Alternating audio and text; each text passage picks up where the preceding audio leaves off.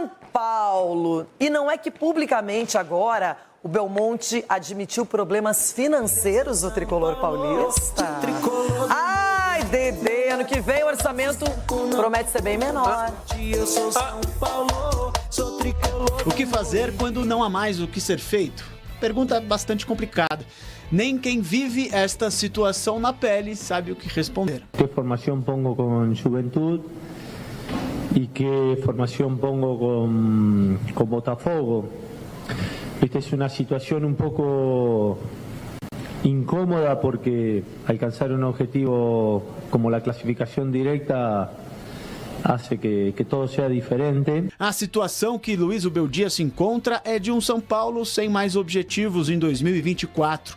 Restava a vaga direta para a Libertadores da América, que na verdade veio de forma indireta. Com o título do Botafogo, um novo espaço se abriu, justamente o do tricolor. Agora quem ocupa a sexta colocação do Brasileirão está classificado para a fase de grupos do maior torneio interclubes da América. Com essas circunstâncias, o técnico argentino não descarta um time reserva nas duas últimas rodadas do Campeonato Brasileiro. Podemos dizer então que o ano tricolor chegou ao fim. O São Paulo conseguiu carimbar o seu passaporte rumo à Libertadores da América de 2025. Ou seja, já é possível fazer um balanço desta temporada, mesmo ainda com 2 jogos em seu calendário.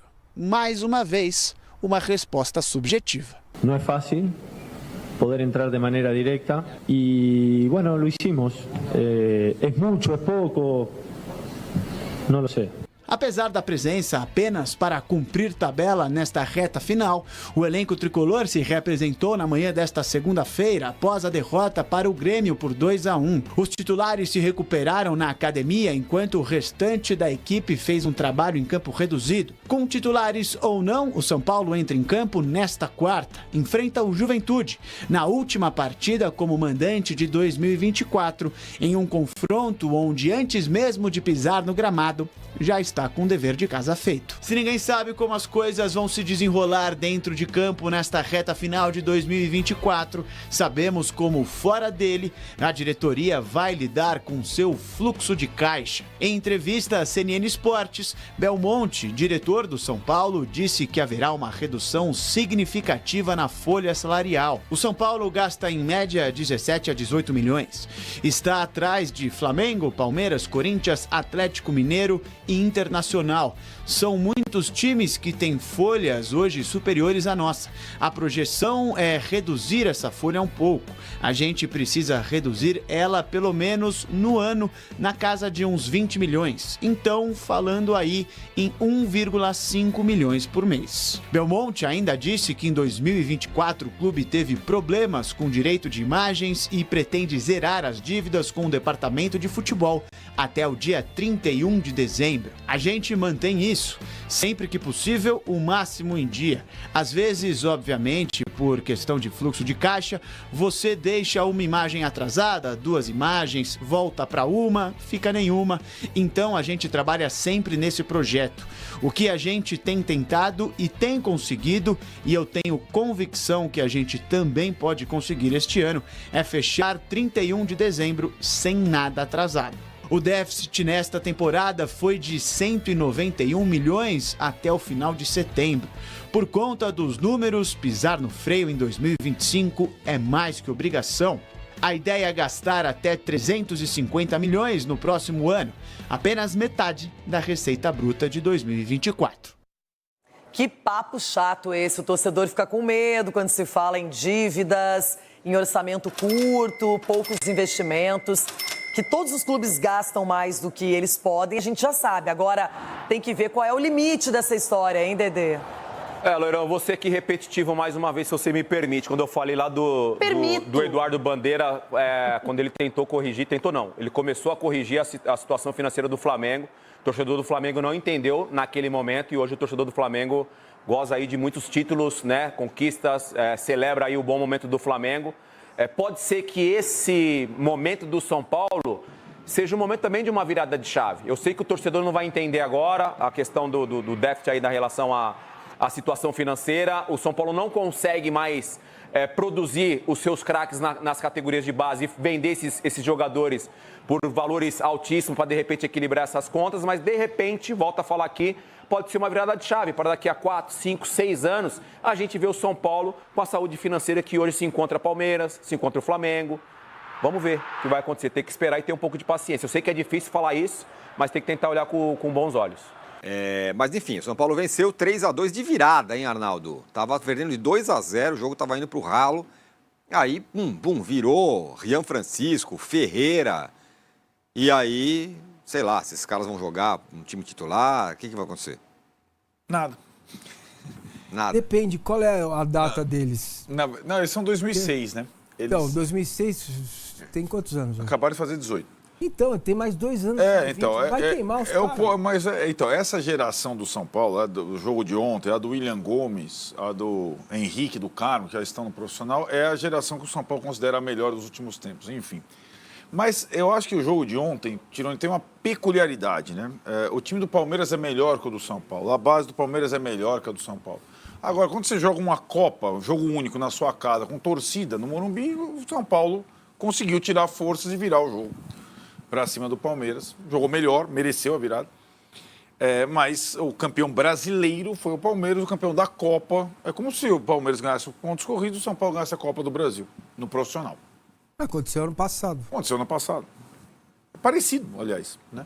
Então, e a Copa do Brasil Sub-20, para quem não conhece, ela é diferente da do profissional. Não estão todos os clubes da Série A incluídos, não. É uma descentralização. O São Paulo jogou contra Tunaluso, do Pará, contra Londrina, contra Criciúma, contra Bahia, e pegou o Palmeiras na final. Por ser o Palmeiras, por ser a base do Palmeiras, talvez a coisa mais visível da diferença dos clubes hoje, foi muito importante para os moleques, evidentemente.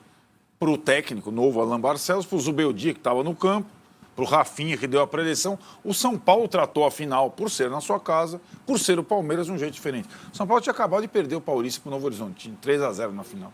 O Horizontino que eliminou o Palmeiras, que é um bom time, sub-20, e que está fazendo um trabalho também a longo prazo. Aí, Tironi, isso entra no portfólio. Ganhei do Palmeiras na base. É claro. E a referência hoje é o Claro, Palmeiras. hoje estava, embora o Casares esteja na Europa, todo o resto do departamento de futebol profissional estava lá no Morumbi. Claro. E o Zubeldia tem que estar lá mesmo, tá certo, ele vê os moleques de perto. Claro. Porém, os maiores destaques são 2006. Tem um monte de cara 2004 lá, mas esses caras não... Os melhores são 2006. O que quer dizer isso? O Rian Francisco, que é um cara muito promissor mesmo, que fez os gols. Só ver as finalizações dele, você vê uma coisa peculiar na hora de finalizar, que é um requerimento hoje no futebol um tanto quanto raro, finalizar. Os caras têm uma dificuldade de finalizar. Agora, aproveitar isso no time profissional imediatamente, que é meio um clamor da torcida do São Paulo, que é clamor / paura, não tem dinheiro para contratar. O time chegou no seu limite. Usa a base. Depende. Se você não usar a base com critério, o cara de 2006 acabou de completar 18 anos, acontece o que está acontecendo com os caras no profissional. Sobe, joga uma partida aqui, outra lá. E aí, na mesma noite, pude apurar isso, foi divulgada... É que o Corinthians e o Palmeiras não estão nem interessados nisso, mas o São Paulo está um pouco mais. Foi divulgada a tabela do Campeonato Paulista de Futebol. O Corinthians vai ter que estar interessado porque ele vai jogar pré-Libertadores e já tem clássico encavalado, que é sempre assim, né? O Paulista, ele se impõe pela grana, pela rigidez no regulamento, não é que nem o Carioca, você pode usar o sub-BB durante 4 rodadas, e foi divulgada a tabela do Paulista. A relação umbilical do Casares com o Reinaldo Carneiro de Bastos, presidente da Federação Paulista, rendeu ao São Paulo uma partida de adiamento, a estreia contra a Inter de Limeira. Então, o Campeonato Paulista começa no dia 15, São Paulo está nos Estados Unidos, junto com o Flamengo, junto com o Atlético, junto com o Cruzeiro. Qual a diferença em relação ao Atlético, Cruzeiro e Flamengo? Atlético, Cruzeiro e Flamengo vão jogar com o time principal estadual dele lá na 18ª rodada. Né? E aí a questão é a seguinte, o São Paulo, na segunda rodada, tem o Botafogo em Ribeirão Preto, dia 19. Dia 19 tem São Paulo e Flamengo, nos Estados Unidos. No mesmo dia. E não foi adiada a segunda rodada. Era um pleito do São Paulo. O que quer dizer tudo isso? A base, o Rian Francisco, o Ferreira, a turma, vai ficar em São Paulo jogando a Copa São Paulo. E aí, aos modos que acontece com o Flamengo muitas vezes, na hora da segunda rodada vai ser essa base e metade da galera lá da pré-temporada que volta antes para fazer essa segunda partida. Isso aí vai dar errado. Claro que vai, né? É evidente. É óbvio, né? Ai, ai. É evidente. Então, Eu tento ajudar esses o São Paulo, jogadores. mas não consigo. Mas enquanto a política de boa convivência com a federação render isso, né? E divulgado o calendário, o São Paulo já tinha a pré-temporada fechada nos Estados Unidos, esses meninos eles vão jogar, até pela idade, a segunda Copa São Paulo. Eles jogaram a Copa São Paulo do ano passado com 17, transição errada, técnico errado, precipitaram, queimaram etapas, vão jogar a segunda Copa São Paulo. E vão enxertar o time do Paulista nos momentos em que o time profissional não puder atuar. É mais ou menos isso. E acho que essa situação, ao menos, hoje eu tenho até que dar os nomes, né? O novo coordenador da base do São Paulo, do meio do ano para cá, é o Márcio Araújo. Márcio Araújo, que a gente conhece desde bebê, né? Chegou a ser meu vizinho. Pois é. Eles mudaram algumas coisas, eles fizeram a inversão dos treinadores, né? O Alan Barcelos está indo muito bem no Sub-20, o Menta voltou para o Sub-17, um rearranjo, mas, sobretudo, o rearranjo nos contratos dos moleques. Porque senão, meu velho, o Rian Francisco faz 50 gols, acaba o contrato dele e ele vai de graça. E todos esses jogadores, fora o Henrique do Carmo, que está no profissional, ainda não renovou, só vão ser aproveitados no time principal porque eles têm contratos longos, né? Muitos longos. Então, eu acho que aí você pode usar e, eventualmente, negociar. Você percebe que está começando a dar os primeiros passos da profissionalização? Pois é. Os primeiros passos. Você imagina se o São Paulo não faz o Zubeldia, não faz o bom campeonato brasileiro, Nossa ele cai na pré-Libertadores com essa loucura. Com essa loucura de calendário. Você imagina. Vamos vender tudo, vamos gastar tudo aqui. Como que você faz o calendário? É a sorte que vai jogar só em abril. É isso, a sorte é essa. Meu Deus. E outra coisa legal que aconteceu, 15 mil pessoas no Morumbi, na chuva, segunda-feira à noite, meu caro. Bom, né? Muito bom. Eu acho que a diretoria fez bem, né? Foi entrada gratuita, que tinha que ser, obviamente. E isso impacta muito para os meninos. Eles, durante o ano, eles estão acostumados a jogar sem ninguém. É só a família, ou no CT. Quando acontece tipo de 15 mil, impacta muito, assim, mas é muito mesmo. Você conversar com qualquer pessoa de base, eles falam que quando tem torcida no estádio para os meninos, tanto que tem alguns que não jogam bem, porque não conseguem conviver com tanta gente no estádio. Foi bem legal mesmo. Bom, e paralelamente a isso, estamos falando de base, estamos falando de veteranos. Luiz Gustavo encaminhando a sua renovação, é isso, Arnaldo? Não ainda, Tirone. Nem o Rafinha, nem o Luiz Gustavo vão falar. O Rafinha estava lá, eu acabei de falar no estádio, junto com o Wellington Rato, comandou lá. Tá, né? O Rafinha adquiriu um papel... Sem nó, né? Nunca. Ele não foi lá por... Nunca. Né? Convenhamos, certo? Pô, integrado. Tá? Pois é, os moleques ficam lá, tirou foto com ele e tal. O Rafinha, a informação que a gente tem é que ele, no meio do ano que vem, ele está preparando a aposentadoria para o meio do ano se mudar para a Europa e trabalhar no Bayern de Munique. Certo? Como o Bayern de Munique sempre aproveita ex-jogadores em funções. Até lá ele pretende continuar jogando. Até lá ele pretende continuar jogando no São Paulo. Certo?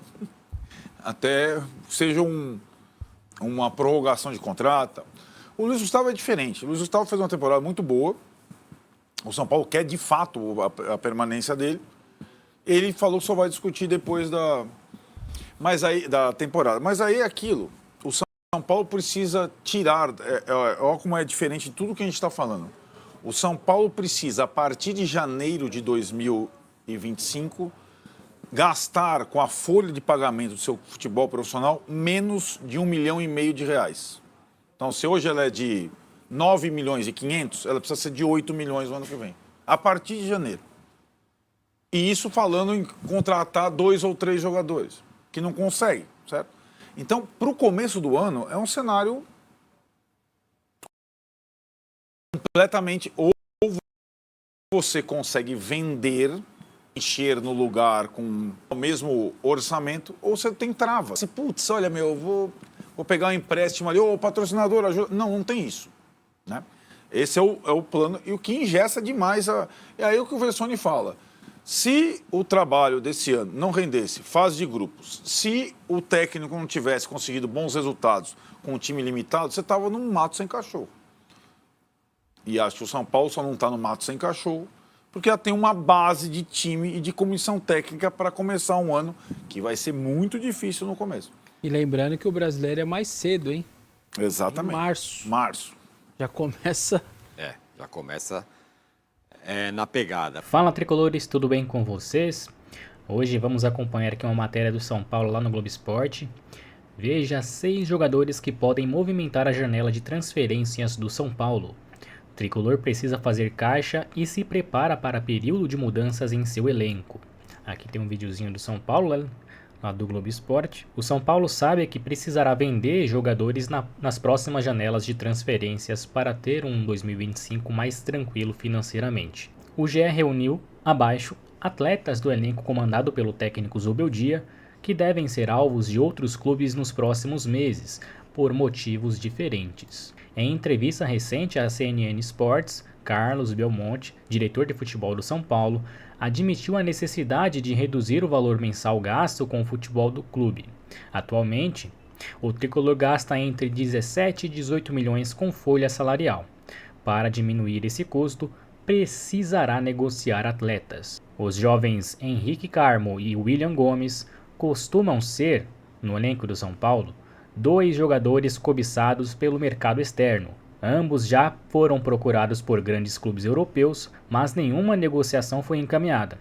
Nas últimas temporadas, o tricolor tentou segurar ao máximo seus jovens, como o Beraldo, que só saiu após ser campeão da Copa do Brasil em 2023. Bobadilla. O volante paraguaio contratado neste ano é visto no São Paulo como um atleta com bom potencial de venda. Jovem, 23 anos, teve longo período como titular do time durante a recuperação de Alisson, que sofreu lesão no joelho em julho. É convocado com frequência para defender a seleção do Paraguai. Rodrigo Nestor, herói do título da Copa do Brasil no ano passado, o meia já aparece na lista de interesses do Bahia, que já fez alguns contatos com o São Paulo. Nestor perdeu espaço neste ano com o Zubeldia e vê com bons olhos a transferência para a equipe de Salvador, que tem expectativas de investimentos no time. Hoje comandado pelo Grupo City e onde reencontrará o técnico Rogério Ceni. Moreira. O lateral tem contrato longo com o São Paulo até 2027, mas pode ser negociado na próxima janela de transferência. Um empréstimo tende a ser a opção para que ele ganhe experiência e retorne ao clube em breve. O jogador também demonstra interesse numa possível saída. Ferrarese.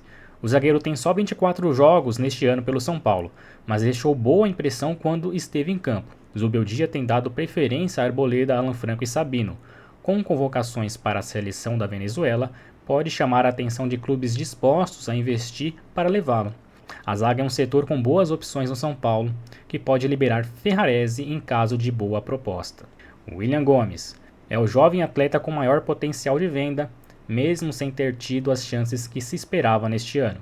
Atacante, marcou 2 gols em 14 partidas na temporada. Há a promessa de que terá mais oportunidades em 2025, mas o São Paulo, que precisará fazer uma receita com a venda de direitos de jogadores, pode negociá-lo. E por fim, temos o Henrique Carmo, outro jogador de 18 anos, em que o São Paulo deposita muita expectativa. Tem só uma partida pelo time, contra o Vitória, no Brasileiro, mas teve boa atuação nos times de base. Negocia uma renovação contratual que, segundo dirigentes do clube, está muito próxima de ser assinada. Mas, assim como William Gomes, pode receber boas propostas que ajudariam São Paulo a fazer receita. Então, galera, vocês estão vendo aqui que esses nomes aqui que o GE, citou, podem sim sair do São Paulo, Principalmente o Rodrigo Nestor aqui. O Grupo City está interessado nele. O Rogério quer contar com ele para a próxima temporada lá no Bahia, O Bobadilla, O Bobadilla também. O Moreira, ele pode ser emprestado. O Ferrarese, como ele atua pela seleção venezuelana, ele está na margem aí também, sendo bem visto aí por outros times, né? William Gomes aí, que é a joia do São Paulo, e o Henrique Carmo aí. Acredito que esses dois mais novos, só se surgir uma boa proposta mesmo, o São Paulo vai vendê-los. Então é isso aí, galera. Deixe seu like no vídeo, comente e se inscreva no canal. Beleza? Um abraço!